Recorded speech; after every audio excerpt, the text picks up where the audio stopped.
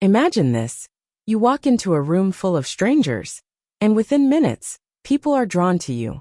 They're smiling, sharing stories, and genuinely excited to connect. Sounds like a dream, right? But it's not. It's totally possible.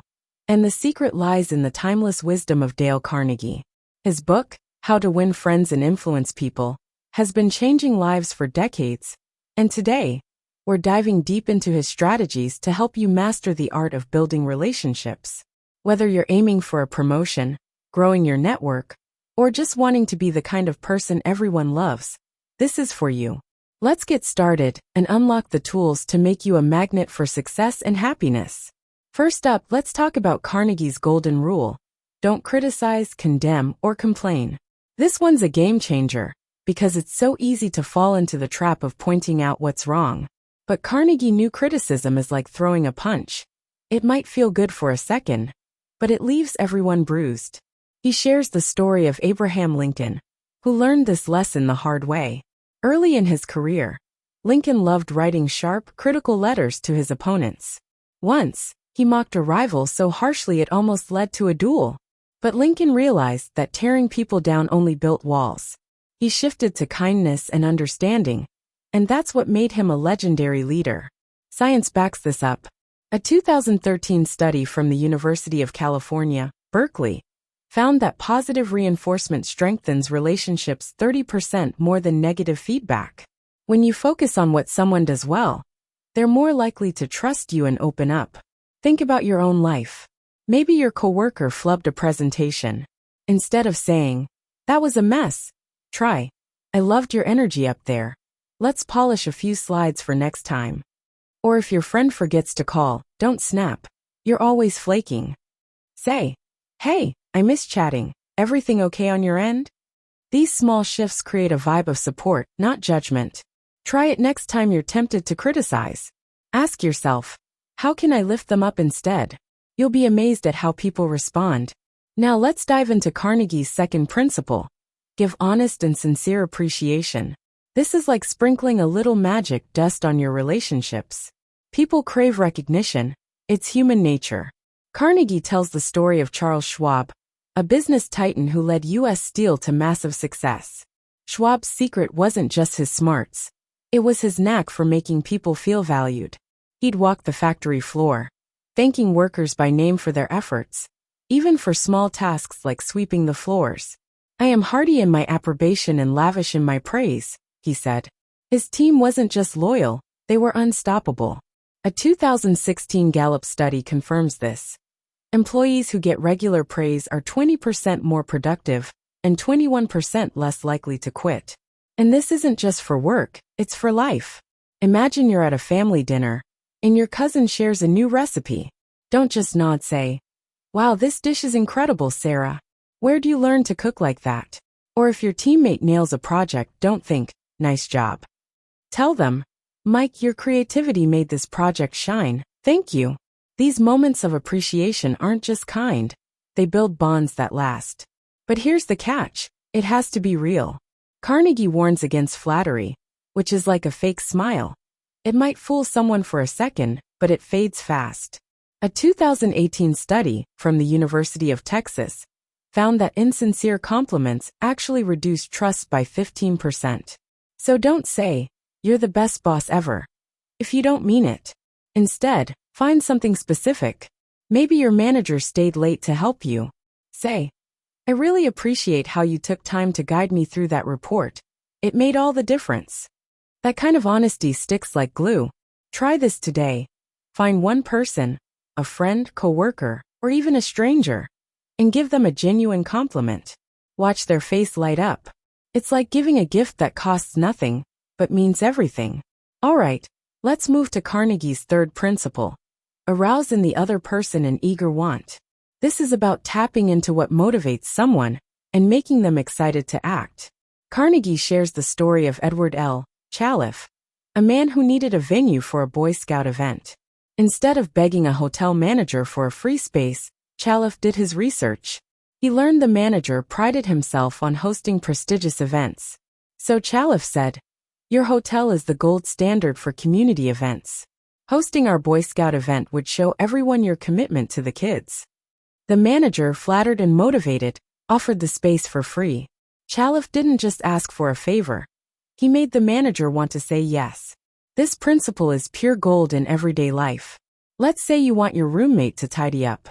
Instead of nagging, "You never clean," try, "I know you love a chill vibe. When the place is clean, it feels so much cozier. Want to tackle it together?" You're framing it as a win for them. Or at work, if you need a colleague's help, don't say, "I'm swamped, can you do this?" Say, "This project could really show off your design skills to the team. Want to jump in?" A 2018 Harvard Business Review study found that people are 50% more likely to agree when their interests are considered. So, next time you need something, think, what's in it for them? It's like flipping a switch that turns maybe into heck yes. This approach creates win-win situations, and that's what Carnegie's all about. Let's take it further with a real-world example. I once worked with a guy named Jake who wanted his boss to approve a new marketing campaign. Instead of pitching it as my idea, Jake said, "I think this campaign could boost our team's visibility and make you look like a rock star to the execs." His boss didn't just approve it, he championed it. Jake learned that from Carnegie. Align your goals with someone else's, and you both come out on top. Try this next time you're persuading someone. Whether it's convincing your friend to try a new restaurant or pitching a project, find their why and weave it into your request. It's like planting a seed that grows into a partnership. Now let's talk about one of Carnegie's most powerful principles. Become genuinely interested in other people. This is where real connection happens. Carnegie tells the story of Jim Farley, a political powerhouse who could charm anyone. Farley's secret? He remembered names and cared about people's stories.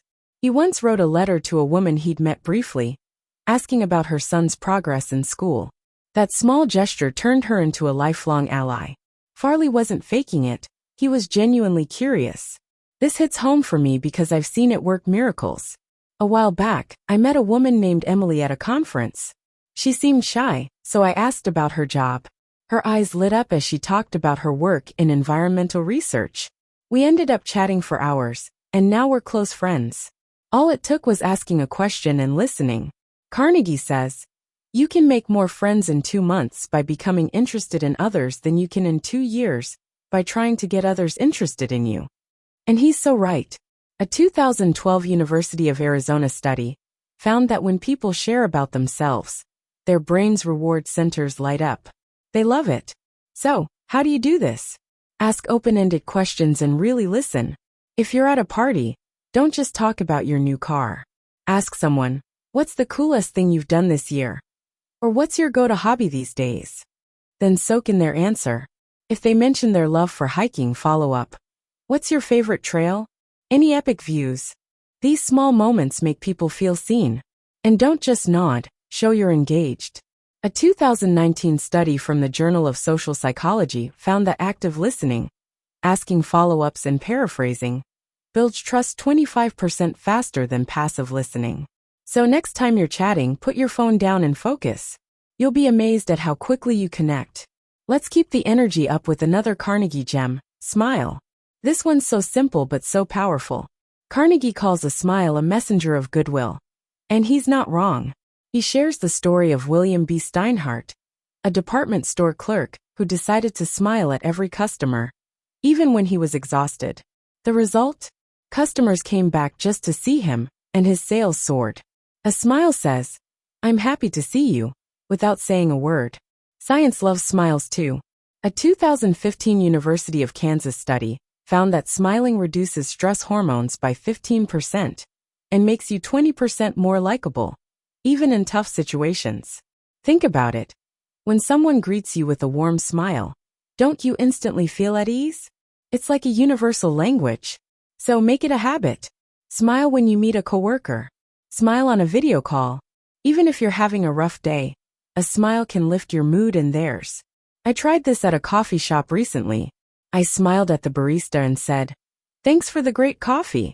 She beamed and threw in a free cookie. True story.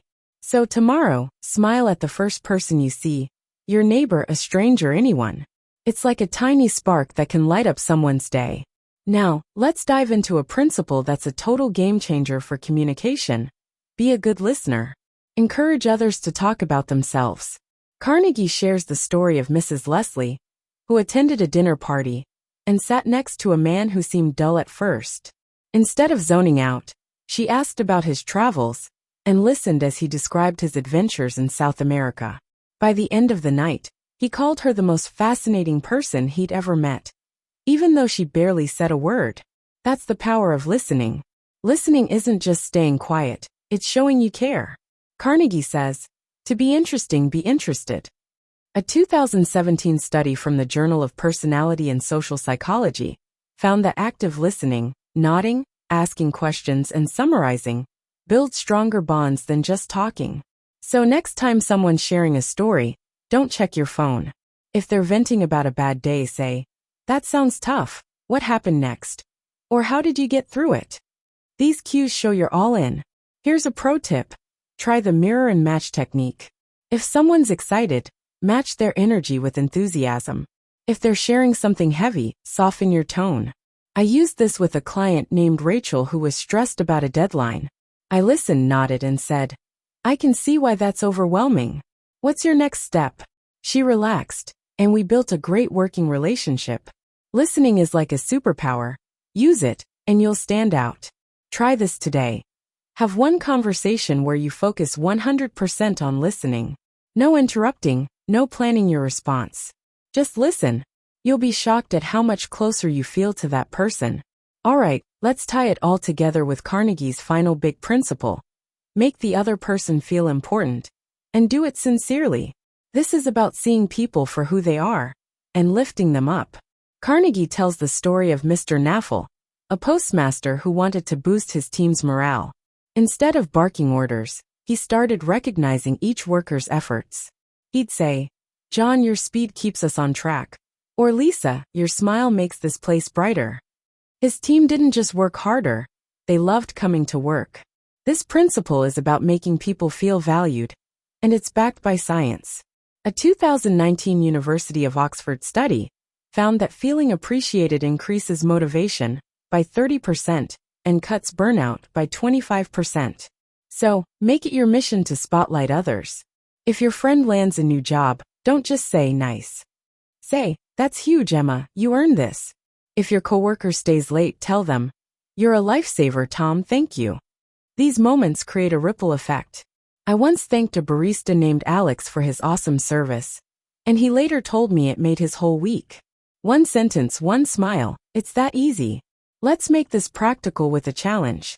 For the next 7 days, try one Carnegie principle each day. Monday, skip criticism and encourage someone. Tuesday, give a heartfelt compliment. Wednesday, show genuine interest in someone's story. Thursday, smile at everyone you meet.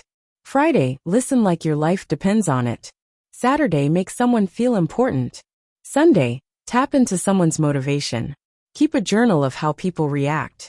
I did this a few months ago, and by day 3, I'd made a new friend at the gym and got a thank you email from my boss.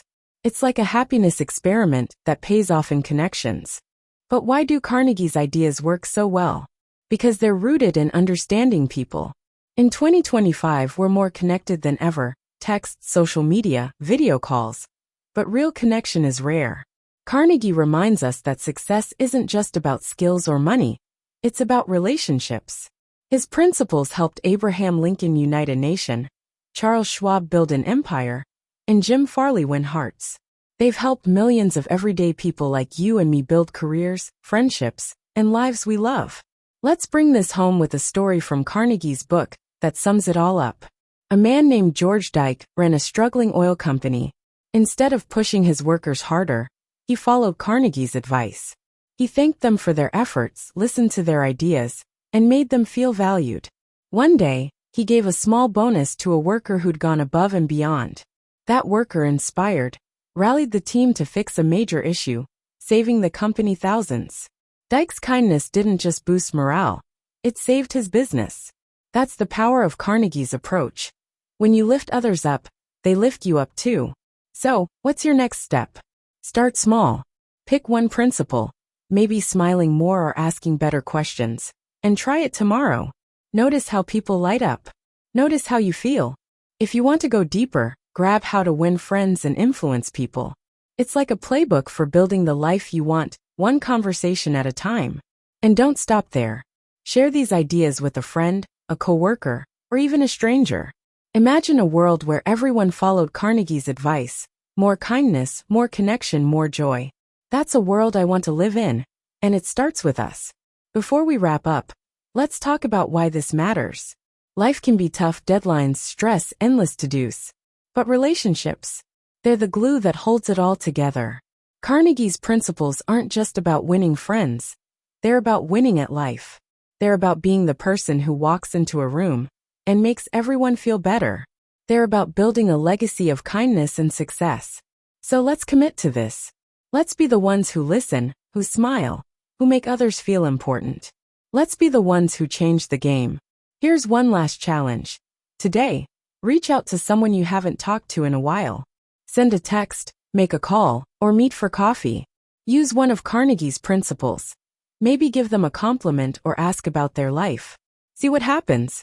I did this last week with an old friend, Mark. I told him, I've always admired your creativity. And we ended up planning a project together. One small gesture can spark something amazing. So there you have it, friends. Dale Carnegie's timeless wisdom to help you master the art of connection. I'm so pumped to share this with you because I know it works. It's worked for me, it's worked for millions, and it'll work for you. Let's keep spreading positivity, building bridges, and making every day a little brighter. Drop a comment and tell me, which principle are you trying first? Or share a time you won someone over with kindness. I'm all ears. Until next time, keep shining, keep connecting, and let's make the world a better place, one smile at a time. See you soon.